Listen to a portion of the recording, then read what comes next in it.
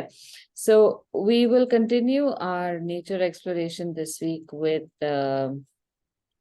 birds.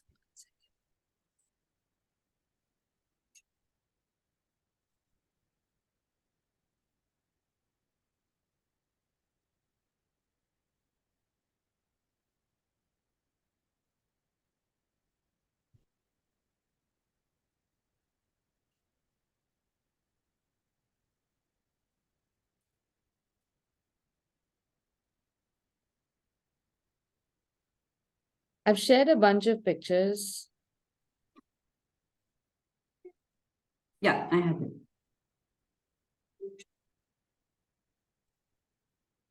So what I've tried to share is a variety of birds for their shape, color, texture. What we'll see is some things are obviously similar between the birds, like the fall of the feathers from the top, from the shoulder. And then depending upon the size of the bird, the details of those feathers change. So the bigger birds, I've just given a face. This is a tragopan, which it's a very beautiful bird, and I wanted to show you how to do this, the white dot thing. Then this is it's a cardinal. It's just a very nice shaped bird, but I don't know why I've sent you this one. There are better shapes. And then, of course, one of my favorite birds to illustrate is the rooster. It's often not given any importance because they're so common, but roosters can be quite pretty. So what we're going to do is we'll start off with making a pencil illustration of this bird. I'm going to add another rooster picture over here. I'm not satisfied with this one. And I'm going to show you how to make a loose pencil sketch of a raptor, this one, and then we'll move on to the colored illustration. So when we are making any illustration, we have to first get the proportions. And to that end, we just, as always, will start with using basic shapes like circles, squares, triangles, rectangles, to help us build a grid on which then we will create the bird. Now, this particular bird doesn't have a round head like other birds do, but wherever you can get some kind of idea of a circle, like the front, top, or side of the head, we can start from there. That's a good starting point. And a circle is better than an oval because an oval can be variable. Your oval, an oval you draw versus an oval that I draw can still vary in its thickness or its length. With a circle, it just determines the size that you're going to arrive at right from the beginning. It's absolute. Dividing a circle or a square in half is just as easy. And this will give us our first basic grid. So lots of things become visible from here. You have the eye. Now, when I make any features over here, I try to not make them at arbitrary points. So after the circle has been made, I will still, if I still need more information, I can continue to divide this into halves or into thirds. Like in the case of this, I can make this into 1/3 and 1/3. Yeah. So as far as possible, keep things easy to proportion into halves or thirds, more or even 1/4. But more than that becomes too tiny. Then we have to think of other stuff. Now here we can see that the beak starts somewhere just below the half line. For Right now it goes straight out. Now, how much does it go out? That too can be measured. It's about, if this is half, it's about 1/4 of the distance, um, or 1/4 of the radius. That's how far the beak goes out. Then you see these angles, that those are quite self-evident. And the eye is again at 1/4. It's in this block. 1/3 from the top and 1/4 over here, and slightly higher as well. Then you can use the center of the circle to mark the end of the body. Usually works at the center of the circle, can give you some guidance. Now, what angle is this? If you use the reference of a clock face, we are somewhere between 4 and 5, but closer to 5 o'clock, closer to the 5 o'clock mark than the 4 o'clock mark. You can extend the vertical down and then use that to then give yourself markers to where the wing falls, where the chest falls. So at half point below, you have the wing coming in. And then at 1/4 from the bottom, you have the body coming in.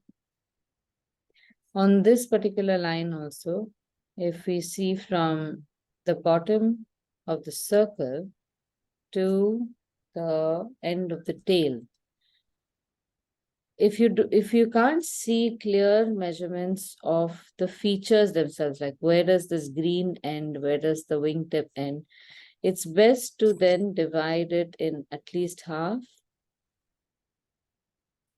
1/4, and come to some kind of measurement which is objective.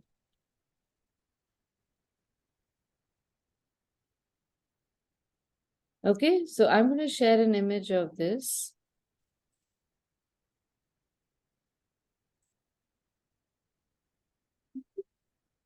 And then I'll show you from here how we can start making the bird itself.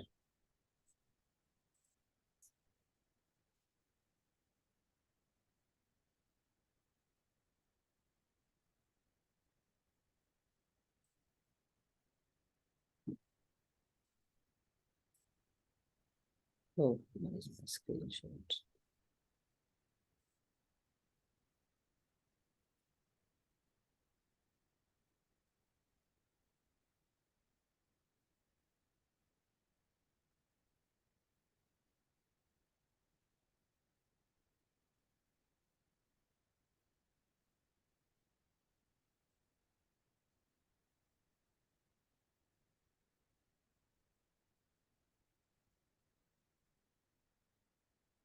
Okay.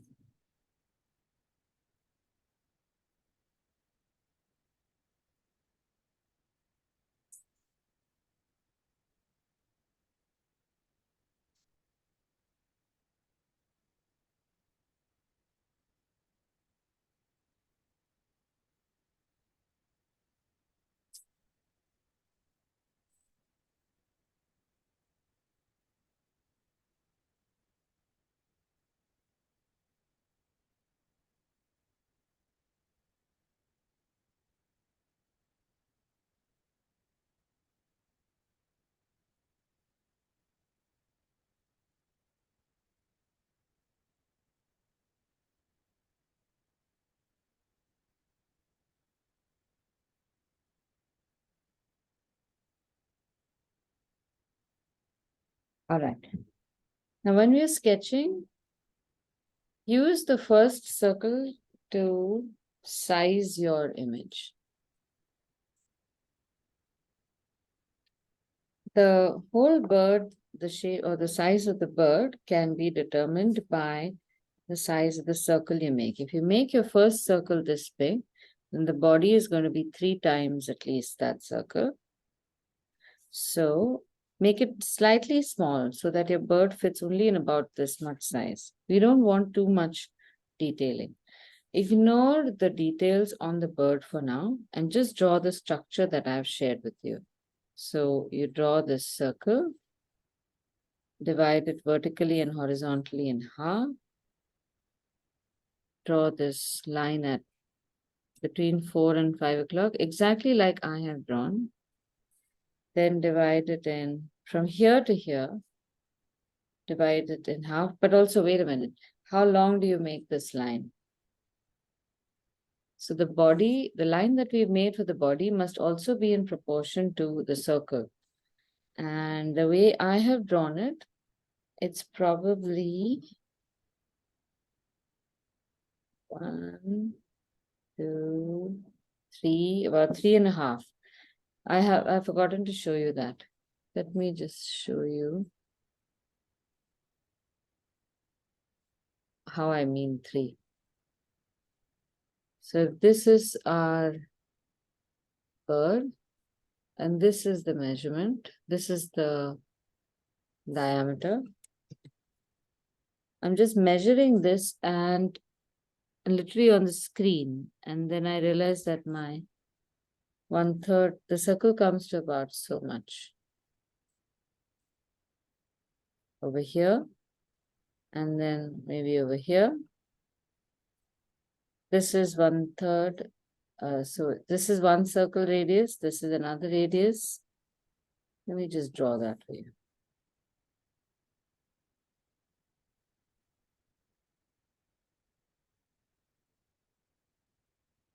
Yeah. And then another one somewhere here. So these are the 3 circles more or less the same size, and maybe 1/3 of that outside, sticking outside.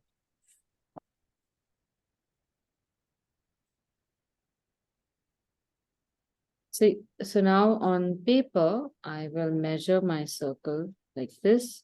I don't have to draw the circle as much as just measure the length and take some extra. Now this I've just got the length. And based on this now, I can make my other measurements. So this half point comes somewhere here. Quarter is here. From here to here, the quarter is here.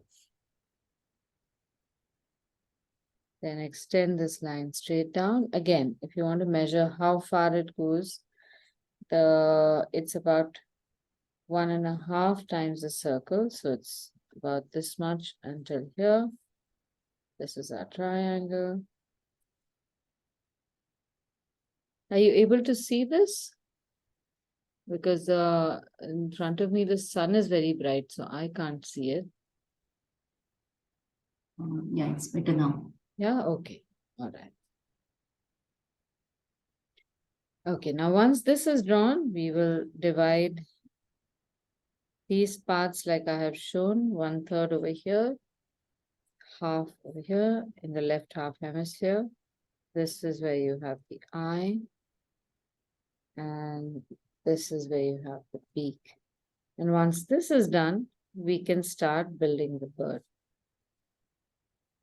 So a pencil sketch is meant to only warm up the eye and the hand.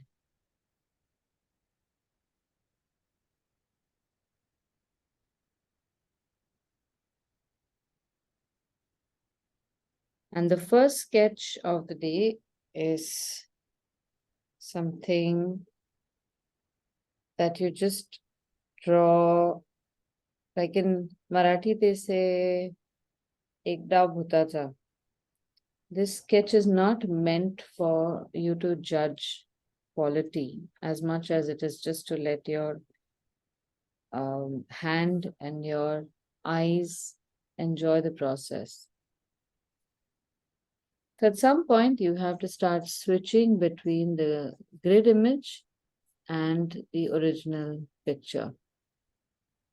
So you get a reference of what you need to draw where, and then you switch from your grid image to the original image. Now, we can make the green feather patch somewhere like this. Bring it up to about 1/4 of the distance of the body, just shorter than 1/4.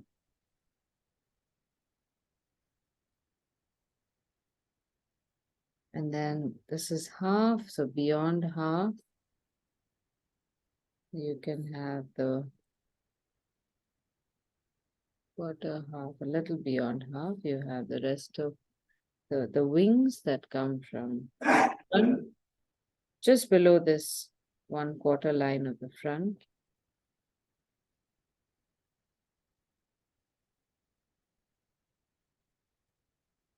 Then you have the body.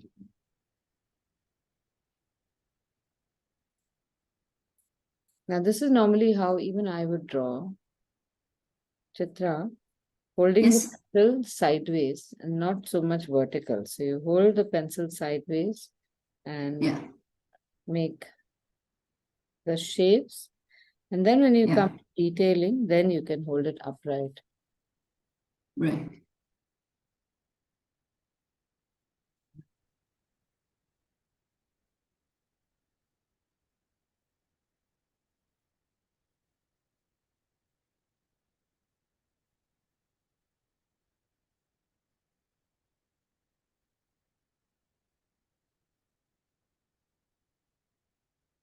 Now at this place, along with the shape also, angles are important. Every point, look at every angle and instantly at one end or the other, assume the center of a clock and then say, look at what angle this line is making as per a clock face design.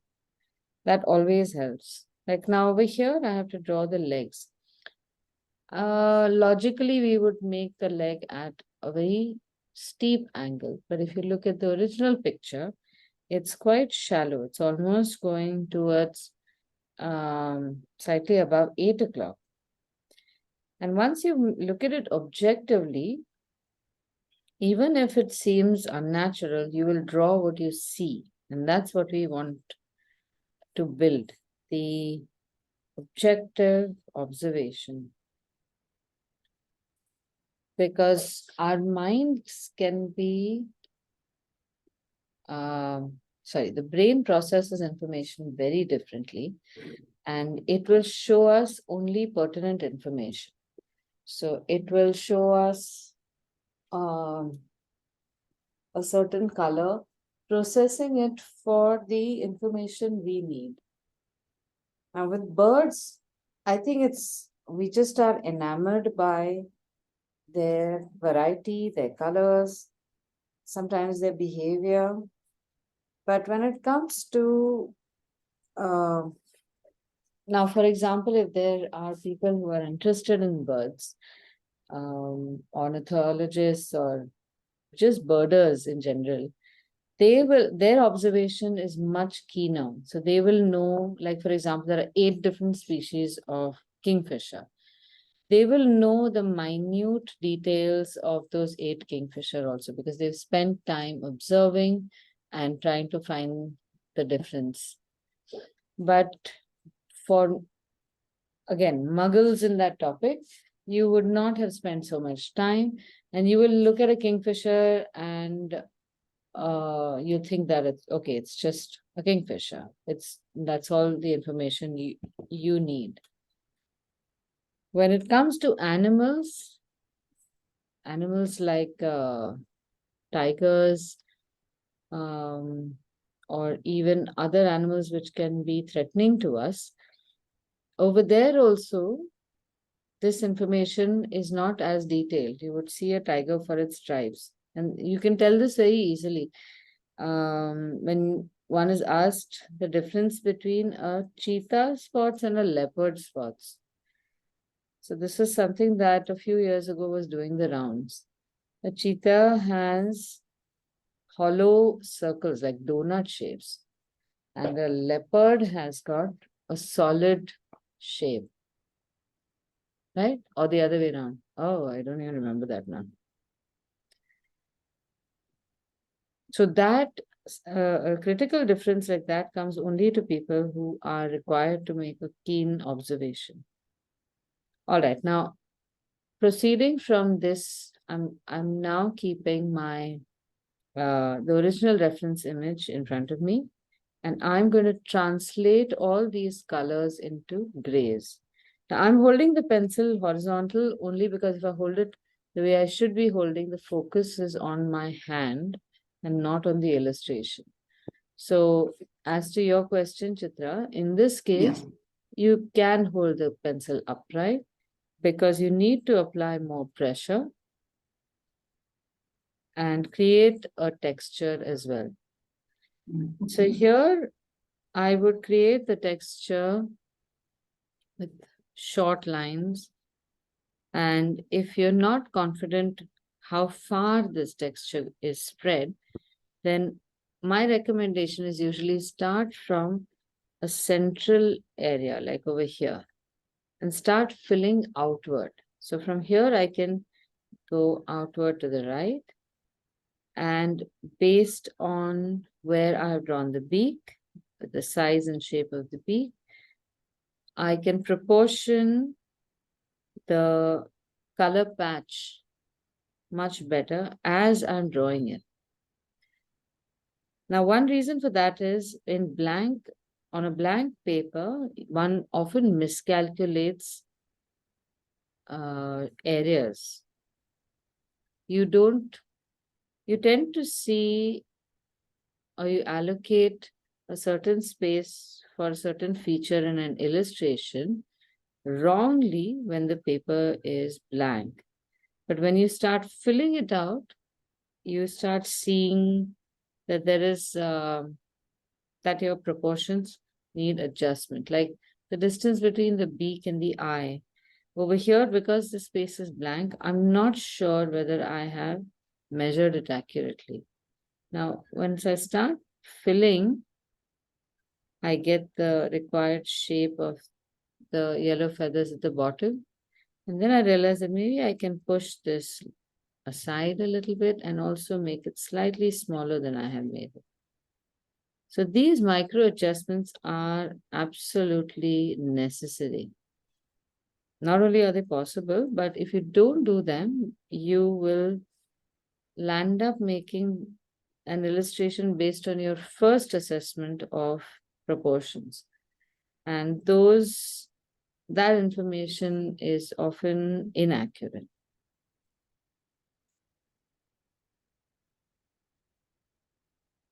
The other thing to remember is not to rush to complete any patch. Like, for example, I've finished so much, but I don't know again how far I need to go. I can move on. I just abandon this and make the next patch. Whatever information you can see, start filling it out. And it's almost as if you are giving yourself answers to certain questions or clues to certain difficulties. And as the more answers you get, the easier it becomes to fill the rest.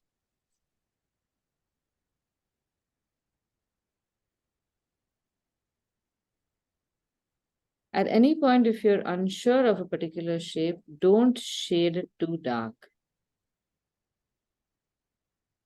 Like how far you need to go over here. Make a border for the yellow patch first and measure with respect to the yellow patch, how tall do I need to go? And always make a conservative illustration first. You can always extend it beyond. So this is all so that you don't land up using the eraser too much. When you rush through an illustration, the chances of you succumbing to using eraser are much higher.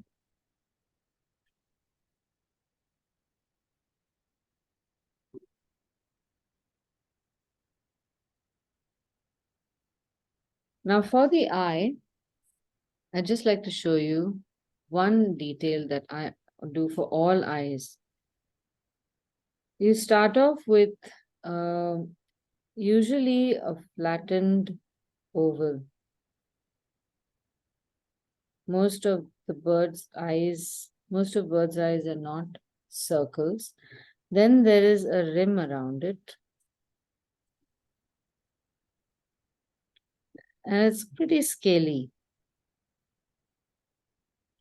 Then you will have a reflection like a crescent shape with rounded edges, usually on the top. And then the whole eye is pretty dark. So in this case, I have a very tiny border, but I will still make it, even if it is not too big. I'll attempt to make it. Then there is this reflection. And then what I do, instead of painting the whole thing dark, I will give it a different treatment. And it looks, does not, you can't see this detail in the reference image. I usually make the bird's eye slightly dark on top and lighter towards the bottom. So this gives a roundness to the eye. And within that also, in the center, I will make what would look like a lens. But it's very subtle. So what you'll end up getting is a crescent shape highlight, which is very bright, and then almost similar crescent shape gray highlight, which is the light reflecting on the iris of the bird. Now, however small the bird is, you can attempt this kind of shading. Shade it slightly dark around the eye, around the highlight, and then shade it slightly lighter below. And as always, if you get the eye close to accurate, everything else can be forgiven. We relate to all species with the eye. So that's the reason why many people cannot stand reptiles, because reptiles have got very cold eyes and they have no, for that matter, even birds, you don't have a white of the eye. So there's one evolutionary theory that states that only mammals have got a white of the eye. And that is what makes us feel more empathy towards mammals. And we are more likely to domesticate mammals than non-mammals. Though there are freaks who want pet snakes and turtles and all. I have a cousin like that.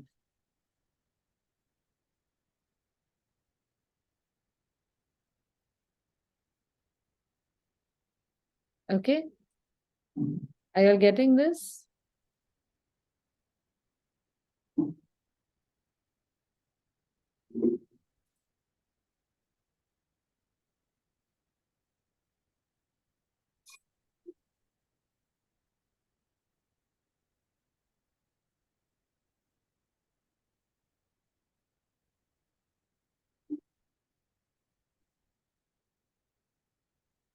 So when you're translating color into black and white, one simple thumb rule, again with a lot of logic you can use, is whatever I am seeing, is it lighter or darker than what I see in its neighborhood?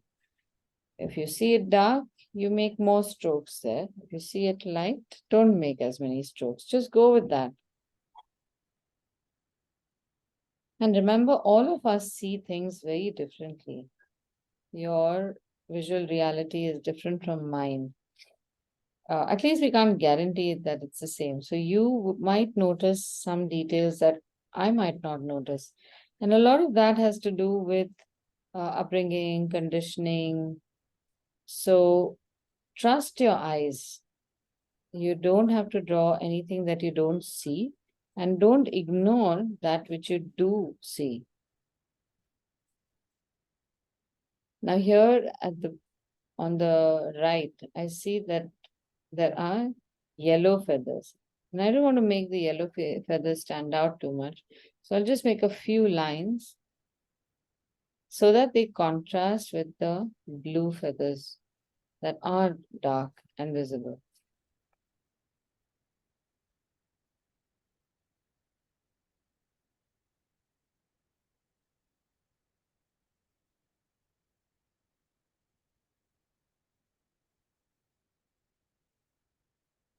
Oh, Chitra, were you able to draw that Buddha? I forgot. Yeah, I tried. Okay. How. Okay, let's see. You see Yeah, this light. spin. And good, not bad. So next week, shall we complete the Buddha? I think we could do that. Okay.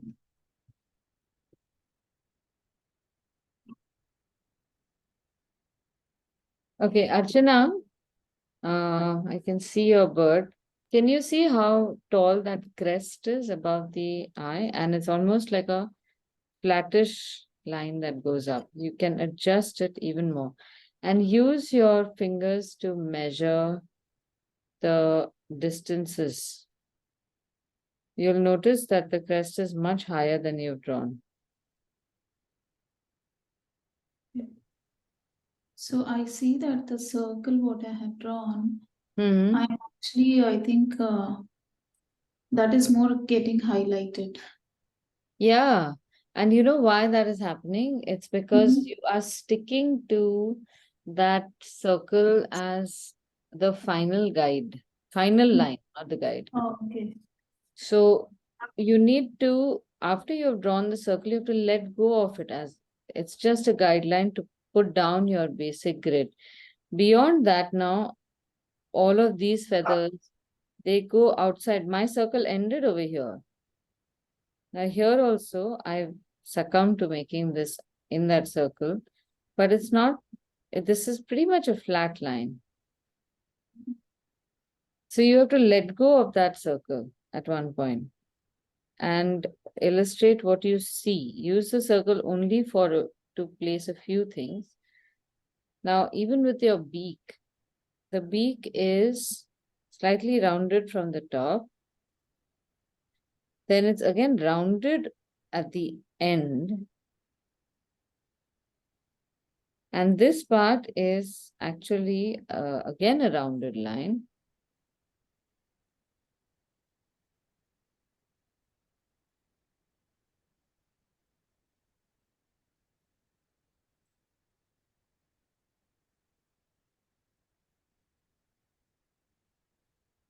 And this is much shallower.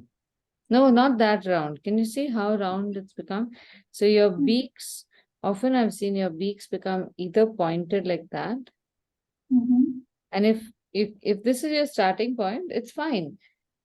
At that point, again, use your adjustments. So over here, knowing that this is flatter based on the first line you've drawn, you can flatten just this part and then turn the central point rounder and then make this even rounder like that.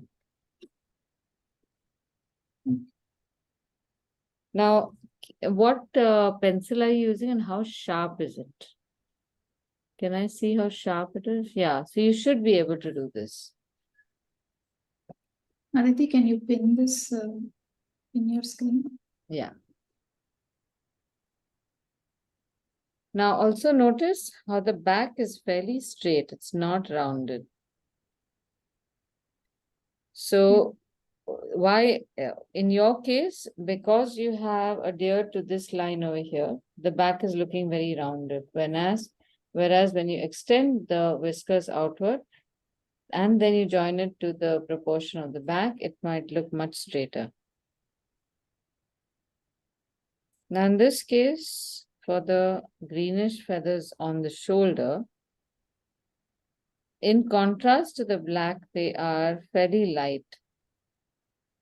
So you can start off by filling up this space with just very light textural lines. And then maybe somewhere over here is where I see a feather come out. So now this feather, I'm not drawing it in the shape of the feather as much as I'm shading it into the previous feathers.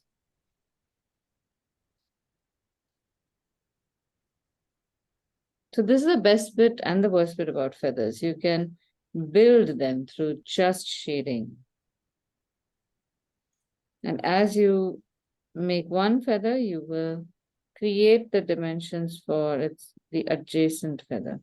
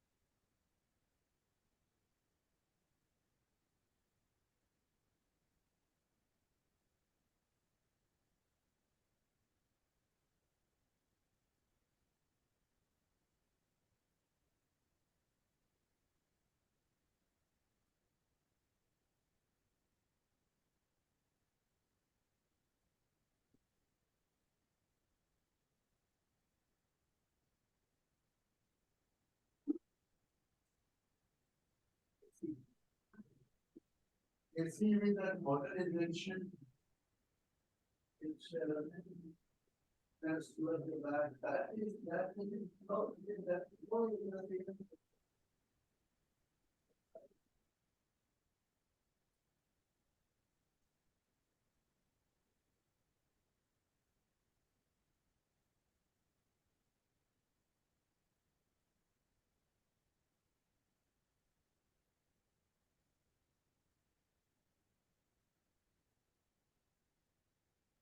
How's it going?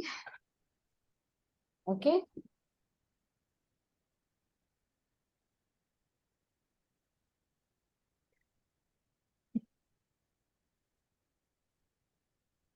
Yeah, let's see Chitras. Can it be seen? Yeah, yeah. This is good. It's a little tinier than I'd expected. Yeah, yeah. When I But made the initial circle, I felt later on while dividing it up into quarters and thirds Right. that I had made it too small. Yeah. But then But I thought, let me just try. yeah. No, this is good. So now you'll know how to proportion it next time. Yeah, yeah. Swapna? Swapna, the angle of the body, I think, has become a little too shallow. So it could have been straighter. Now don't change it. Now you can just continue it. But as you complete it, just evaluate those things. Have you made the body at the right angle? Even I think the beak is probably at the wrong angles. It's looking upward. So the whole bird is looking like it's giving this kind of Shah Rukh Khan pose. है ना? Okay. Yes. All right. So we can continue this. You all can continue this later because everybody's on the right track. I wanted to show you one more sketch And maybe you don't have to do this right now, but you can observe it. So if we take one of the other birds, like the second raptor, I don't know whether it's an eagle or something like that. It does look like an eagle. Any of the birds, or actually, I generally get everyone to make a loose sketch of all sorts of topics, and birds can be also a very nice topic, except that they have features. So it's like drawing an abstract, but not abstractly. So I want you to just observe, don't draw with me, just have a look at what I'm doing and then try to draw it in that manner. So here we have created a good structure for the bird, given ourselves a lot of measurements, and then we have started drawing the bird. But eventually, you will be able to build that structure while you're making the sketch itself. So I'm going to start drawing this bird with just making shapes and looking at the bird, make whatever measurements or markers I think are necessary.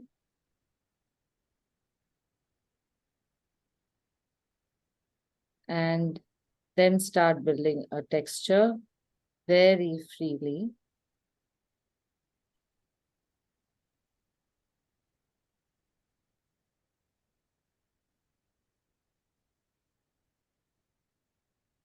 So see the line, how it is moving, and it's a very dynamic line. It's constantly changing based on the information that I am able to discern from this. And once I am sure of what I see, then I darken that line.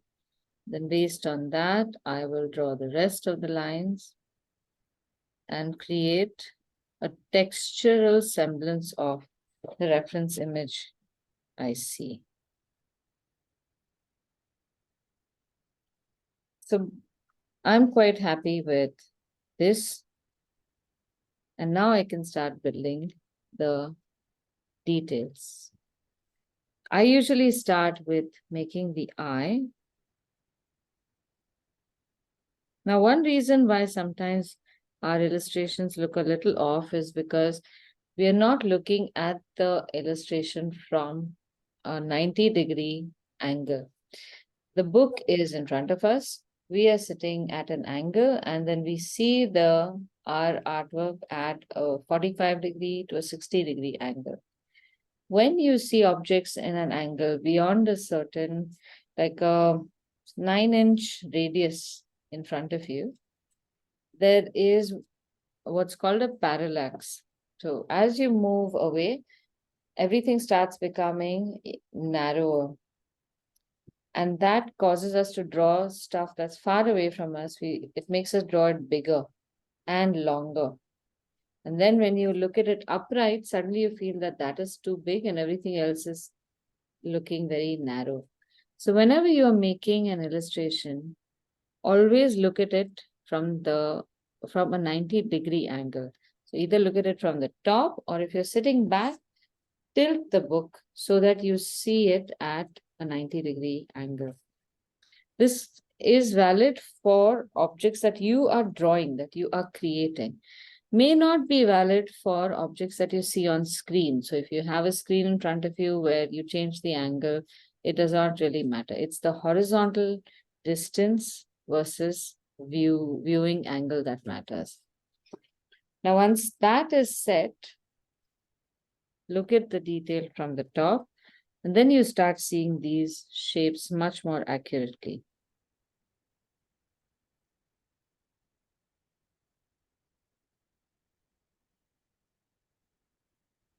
So here, these raptor eyes are very beautiful.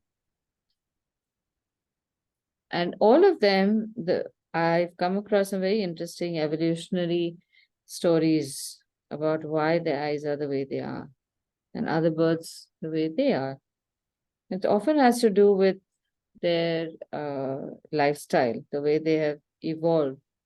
So because raptors need to find their kill from great distances and uh, fly in and grab it. They've got much bigger eyes and pupils.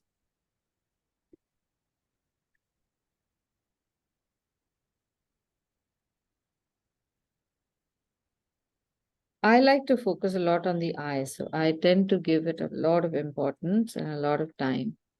After this is done, then basically I will just draw everything else like a scribbly sketch.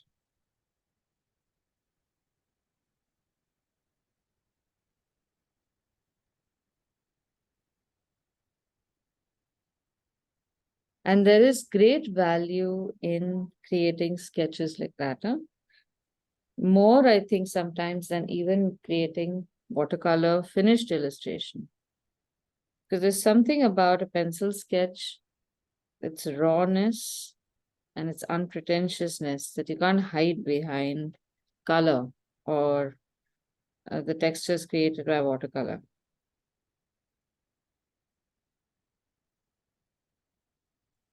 Now, as I'm filling the space, I'm making adjustments. And when you know you have to make an adjustment, make the corrected line first. And only after that, if you feel the need, you can erase the earlier line. So, in any circumstance, do not first erase the line and then draw the corrected line, because you'll never be sure where you are making it or whether you're making it accurately. So in a sketch, I normally recommend not to erase any line at all. Just darken the lines that are valid. Everything else just fades. So I often find that there's so many lovely philosophical lessons in art. Like often we come across situations that you wish had never happened to you, or things that you've said, or uh, things that have occurred that you wish you could just erase from your past or your life. But that is never possible, sadly. But if you focus on what you can do right, all those moments fade into distant memory. That's exactly what happens with your pencil line. The more accurate lines you start making, well thought out, even if the lines that are inaccurate, even if they remain on the sheet, they will not affect the overall beauty of your picture. They will just be standing around as decorative texture, but not affecting the picture.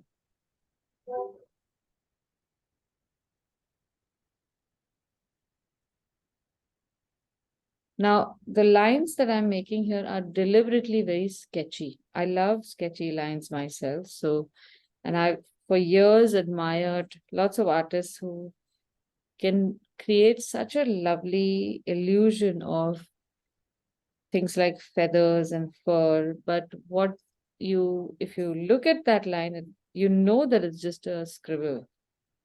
And still, it is evocative of a recognizable texture. Now this part is what art is truly about. I would say the need to and ability to draw stuff exactly the way you see it is a very novice expectation and also pursuit, which is perfectly normal. I love making realistic looking images. So don't get me wrong there. But since we are a species where imagination is so important, I mean, all our progress depends on our ability to imagine. The more creative your exploration can be, the more I think it is more exciting for us as well, and therefore more unique. So we are all trying to create an illusion, and he or she who is more successful in creating a an illusion controls the narrative. So if you were to zoom in on this, you will only see a lot of scratchy pencil lines. Whereas you zoom out, you see that the construction of those pencil lines is creating the illusion of a bird.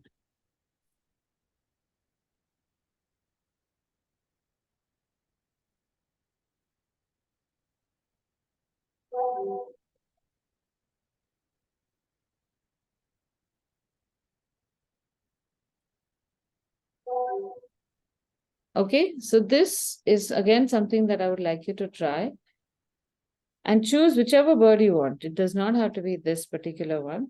We have quite a few birds. You can choose the sparrow, you can choose the tragopan, whichever one you want. Do you want to give this a shot now?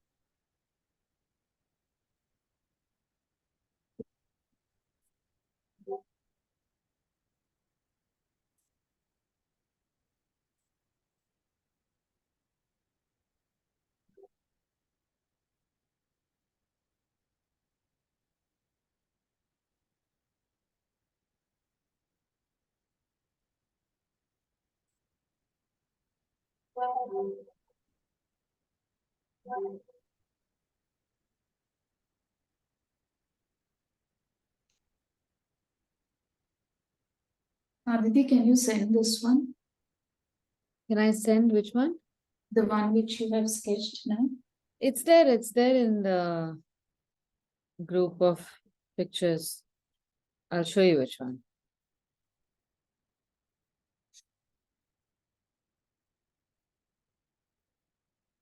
I think it's the fifth illustration, fifth image.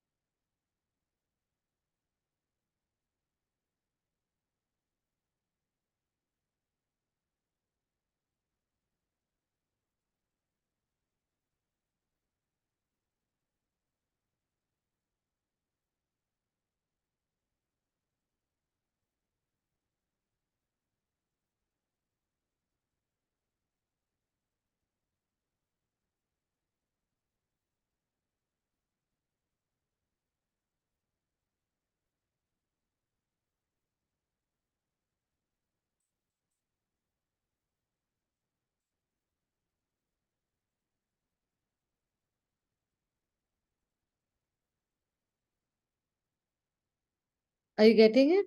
Making the sketch? Let me see everyone's. So in this case now, Archana, since I can see your book, have I think you should make many more lines before you start making the detailing of the eye. I think you need to fill in more detail, fill in more guidelines. And are you holding the book? I need you to hold the book. Your line is a little unsure because the book is not being held.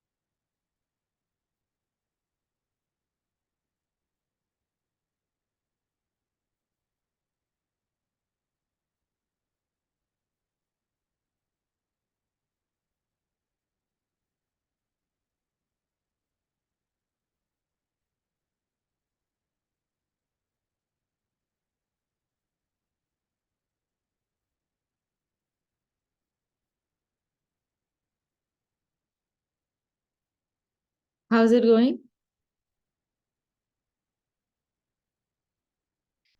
So there's a chance that you might find yourself trapped in detailing too much and you're not sketching as much. That's why I showed you this technique after the more intense sketching technique. It's because our hand does not move as freely as we think it should move. So try to keep your uh, lines very sketchy. One way to do that is don't go into too much detail too frequently. Once you make the eye, hold the pencil far away and go back to making sketchier lines and textures. And even if your bird looks a little like any bird that we have in the reference images, that's good enough.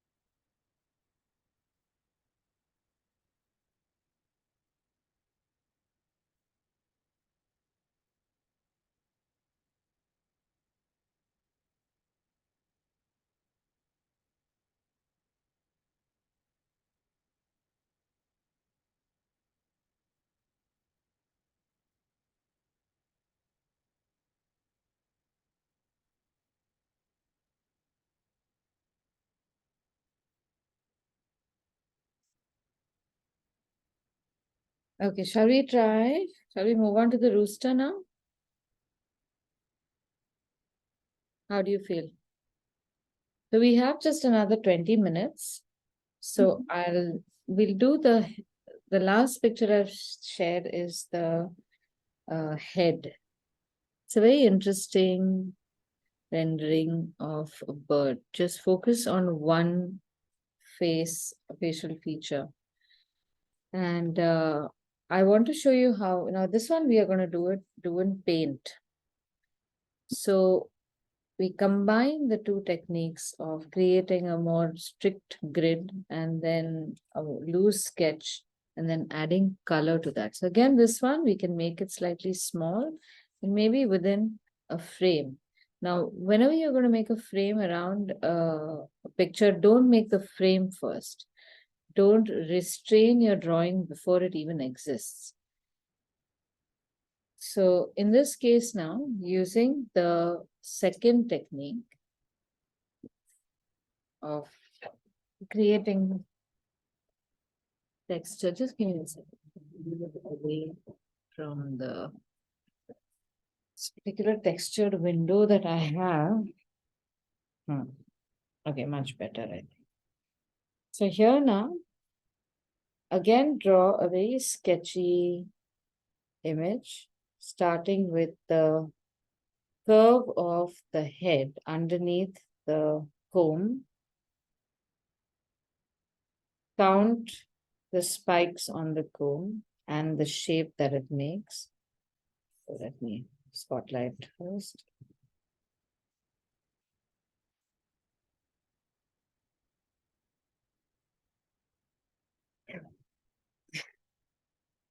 And try to make loosish lines again for this as you build the illustration. So I'm taking it into, taking you into drawing a color illustration of a sketch. This is again not very realistic, but a step closer because now we'll be able to add color. So accuracy of shape is not very important, but of course, we are attempting to get the same effect as we see in the photograph.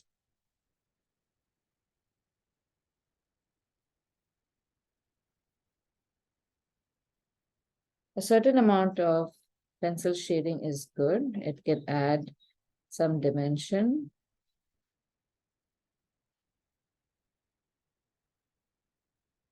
Keep your lines very accurate.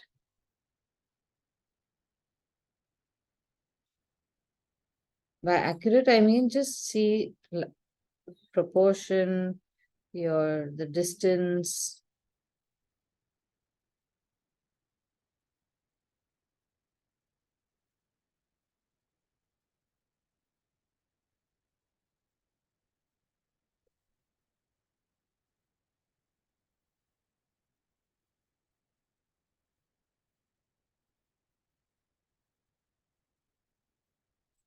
And you can make some scratchy feathers. Once your illustration is done,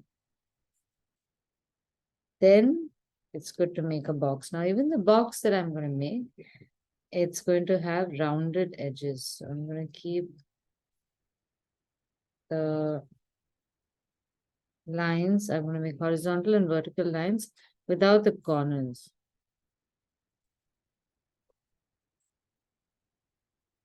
And then once these are done, I'm going to make just the corners.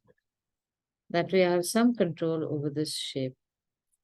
If I try to make this shape from start to finish like this, I will never get straight lines. Mark the highlight in the eye, the membrane, the circular membrane around. And now we can start a quick painting.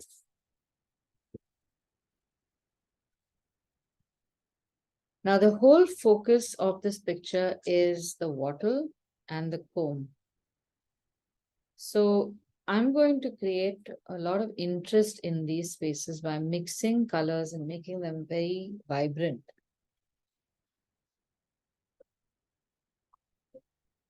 In order to translate the vibrancy of the features, you're free to choose whatever colors you feel might create that effect.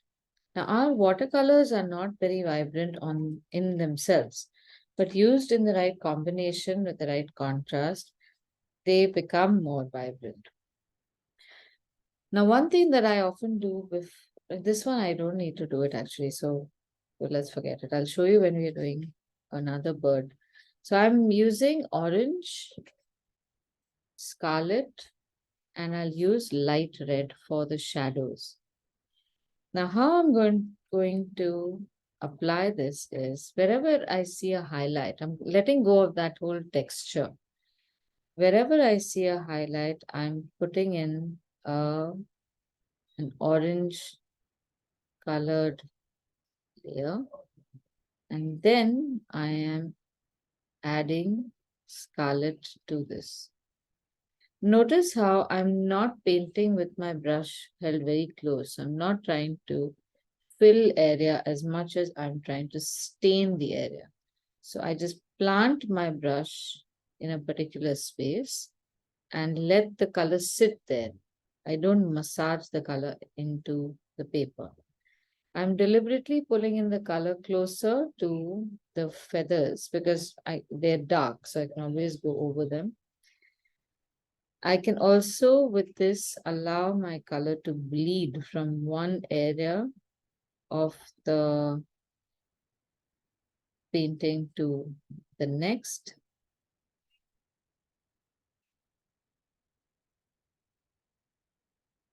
And in doing this, I will be able to create a nice, vibrant looking feature.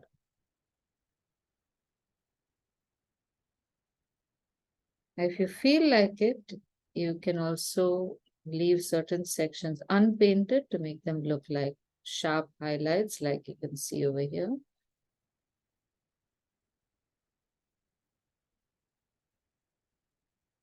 And also maybe light. So I'm wiping my brush and using the damp brush to spread the existing color in areas where there's a modest highlight. Okay, do you want to do this? We should be able to do this painting in the next 10 minutes.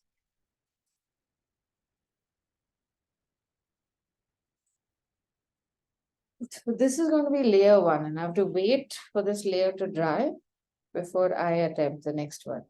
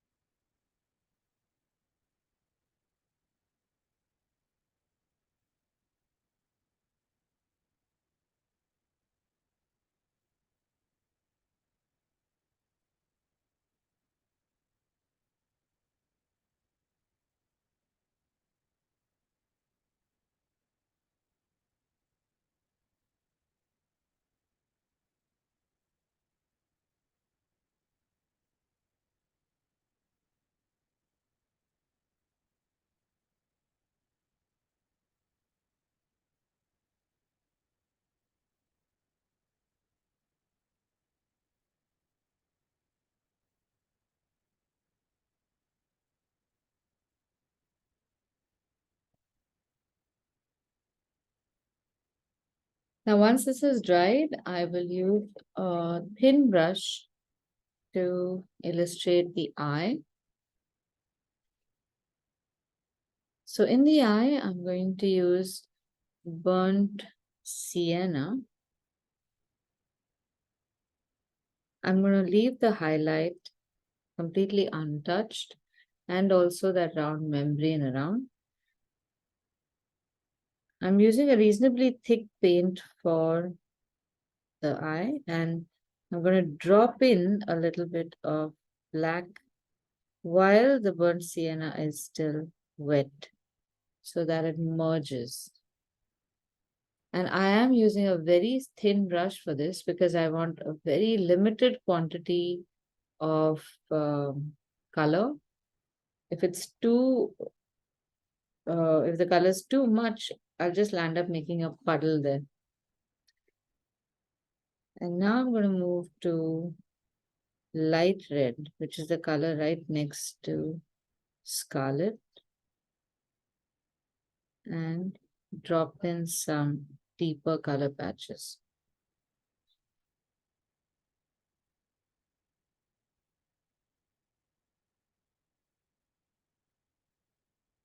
Light red and burnt sienna are very close, so we can continue to use burnt sienna as well. Now, when you are painting certain details like this, remember that the brush doesn't always work. You don't need to always use the tip of the brush to work. You can use the sides also, and you can drag the brush like this also to create a very beautiful manipulated stroke.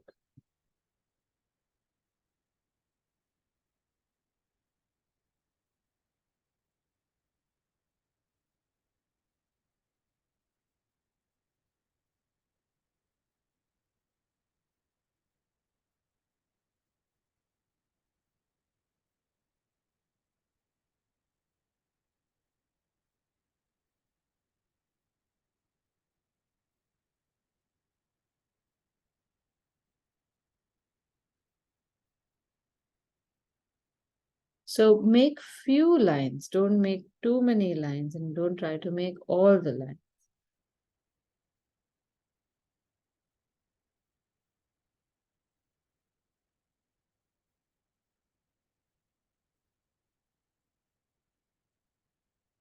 Now for the beak, I will use a very watery gray-brown color. So this is a gray that I've made using black and burnt umber and a little bit of ultramarine blue.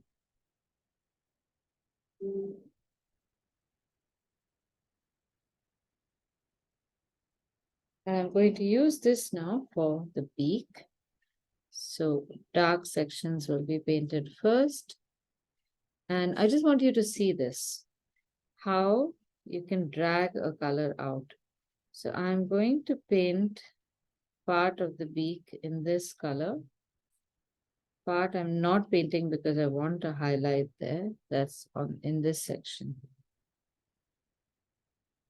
Now wash and wipe the brush, and then just run that brush along the edge to make a soft edge over here. Just do it once or twice, and then the color will just blend. Make sure that you don't have too much water or too much paint in your brush. It might take a couple of trials for you to know exactly what is the right consistency of the paint. The tip of the beak also has a highlight, so I'll leave that in. Make the edge.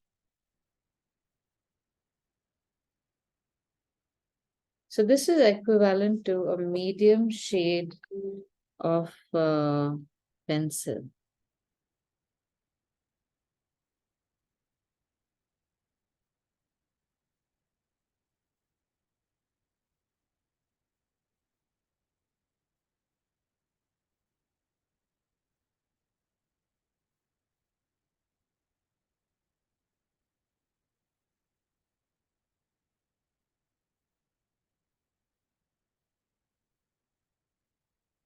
And then we can move to black for some of the details here.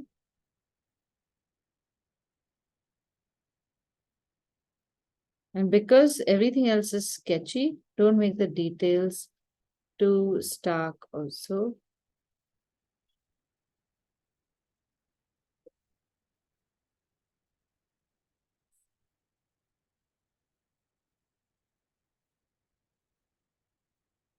A little bit of black on the eye.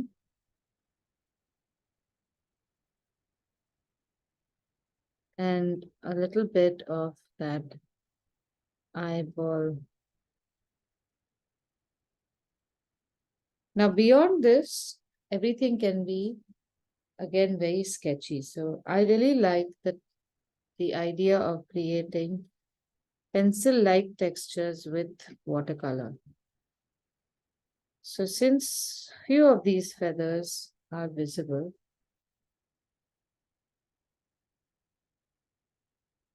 you draw them like as if they're a pencil sketch. Very light lines.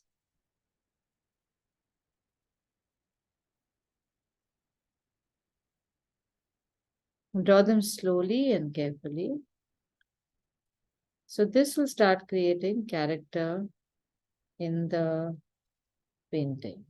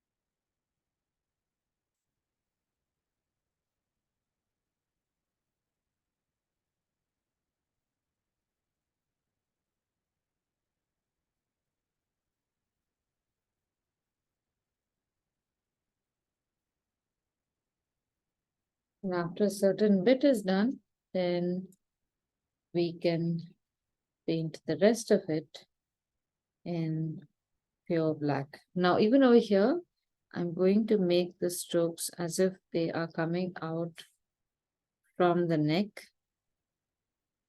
So I continue to create the effect of feathers.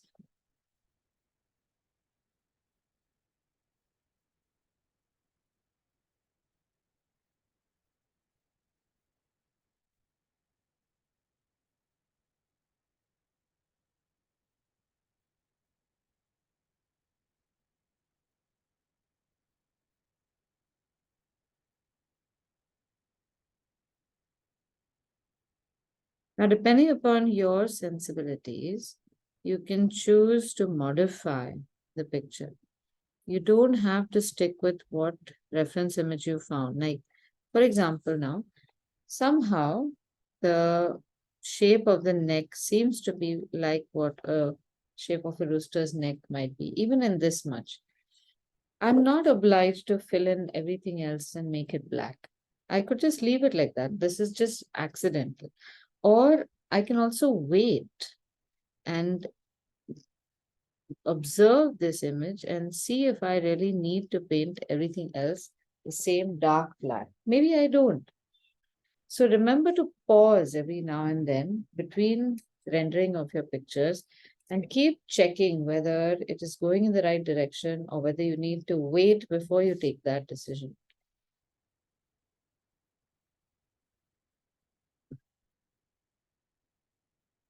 Okay.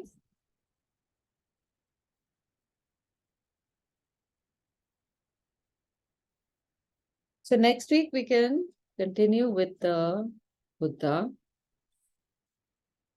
And the week after that, there are, so I can do reptiles or insects. But the week after that is, yeah, Friday. It'll be the 28th, I think, no?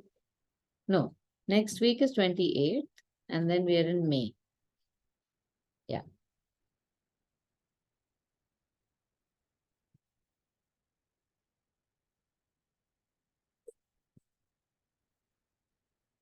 Now for homework, you can practice making the rest of the birds.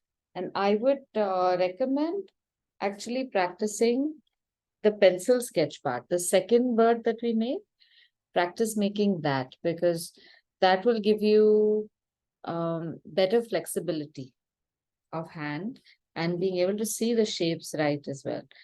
The watercolor part of it tends to be a little easier than the drawing bit and getting the shapes right. Because the watercolor part, whether it's birds or trees or other objects, we are practicing how to apply watercolor. That you won't take too long to get. But if your shape is not right, then no matter how skilled your watercoloring is, it will always seem to jar a little. So just give yourselves about 20 minutes a day and practice sketching all the other birds, but in the second form rather than the first one. You can try the first one as well, giving yourself a measure based on the head or proportioning the body, lines, angles, all of that. So what I've done now is I have been uploading all our class videos on YouTube so that there's a huge bank of all previous classes as well. And you could, I'll send you the link now. Just subscribe to the channel, because then every time I post a video, I think you get a notification. And I have classes through the week. So there's a class on Tuesday, there are 2 classes today, there's a class tomorrow, and all the classes videos are uploaded onto YouTube. So in your free time, if you want to do other birds, and in each class I'll do different birds. Like in the last class on Tuesday, we have started the Tragopan, which we're going to finish next week. So you can do many more also. You don't need to just do this one. Just see whichever videos you want to. And the videos have been made public also. So if you want, if you have friends or family who would also like to watch them, feel free to share them with others as well. Eventually, whoever wants to then learn more seriously, hopefully will join the class. But those who want to just casually do a class once in a while and learn something, it's perfectly fine if you share it to them also. Okay, but remember to subscribe, because this is something that I keep forgetting. When you subscribe, it works out better for my channel. I never think of it like that. So just subscribe, and whoever you're telling to watch the videos, tell them also, please subscribe, so then I can keep doing more of these. Okay. All right. So next week we will do Buddha, and have a nice weekend. I will see you all next week. Bye. Aditi, thanks. Thank you. Bye, Didi. Bye. Thank you. Bye.